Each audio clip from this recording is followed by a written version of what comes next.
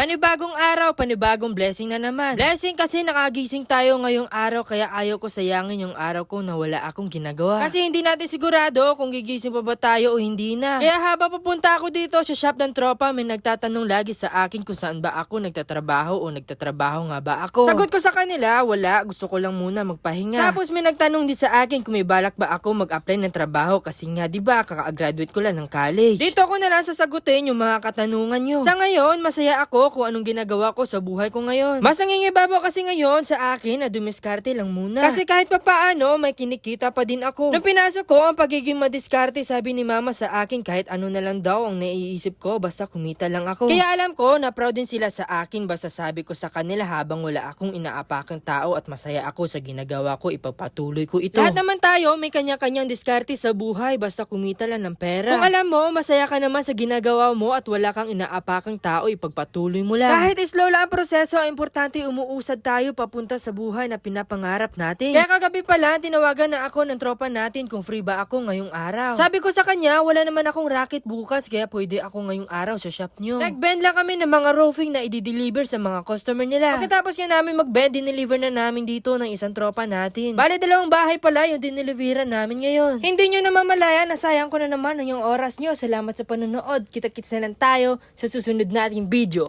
Paalam.